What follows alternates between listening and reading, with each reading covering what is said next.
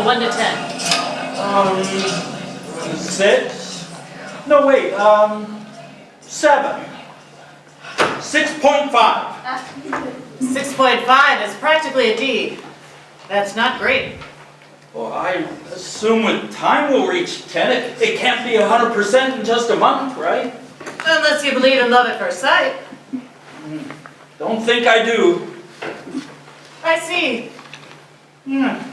What does that mean? I see. It's just something I say. I see. I hear you. How interesting. That sort of thing. Huh. Just sounds a little judgy, that's all. Would it make you feel more comfortable if I said, how interesting? Sure. Let's give it a test drive. So, how did you meet? At the gym, in a kickboxing class. And what did you think when you saw her? Well, she had just accidentally kicked me in the shin, so I was on my back, grabbing my legs, screaming expletives and moaning. Can you demonstrate? You want a reenactment? Yes. For real? Now, you're really going to make me work for this, huh?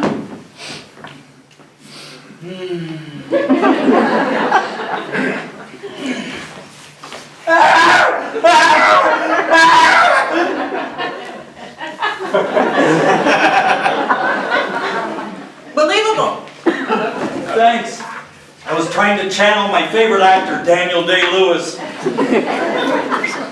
You have got to be kidding me. What? I drink your milkshake. I drink it. Oh! You're a Daniel Day-Lewis fan. I am a Daniel Day-Lewis connoisseur. The day his rep announced that he was done with acting, I was devastated. I spent all kinds of time watching Lincoln from my bed over and over, stuffing my face with pizza. Same. He is the greatest actor of our generation. Do you know that he is a professional cobbler, too? Duh! I would kill for a pair of Daniel Day-Lewis sneakers! Oh, same! Did you know he crafts furniture as a hobby? I know. Imagine sleeping in a Daniel Day-Lewis bed. So much better than IKEA.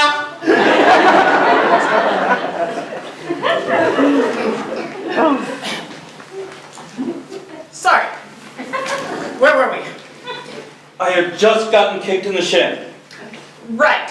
And, what did she say when she got you into this predicament? Oops. She didn't apologize?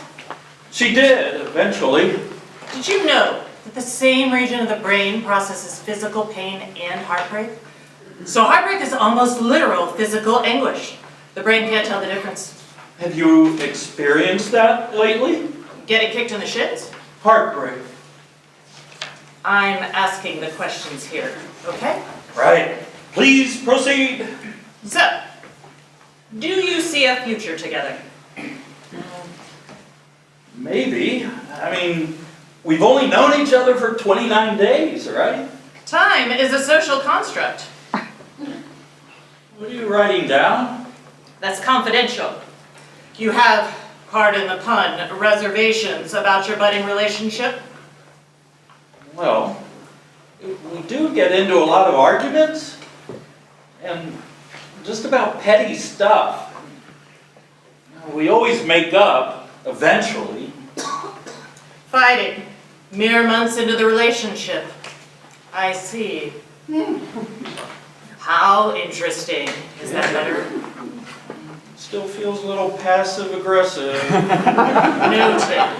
So, what do you fight about? What to eat, what to do, where to go, who to see. Let's talk specifics. What was your last argument about? I wanted to order Ethiopian and she was adamant we have Greek. For real? Petty, I know. But then it evolved into this debate about globalization and whether humanity is doomed with the advent of AI and the climate crisis and the existence of aliens. From takeout to extraterrestrial existentialism. How interesting. Is that better? Slightly. I hope you went with Ethiopian. Right? Injera is bread of life. It's heavenly. We got Greek. Sad. My favorite Ethiopian restaurant is a spot in my hometown. There's this restaurant called Mela Cafe, the fluffiest injera you'll ever find. Wait, where is your hometown? Evanston. It's a suburb outside of Chicago.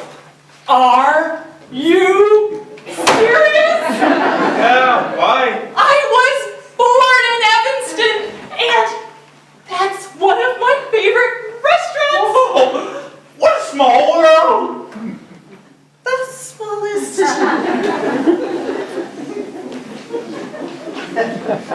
Is arguing a lot normal at this point in our relationship? Normal isn't equivalent to good. Anyhow, last question. Why do you think you deserve this reservation?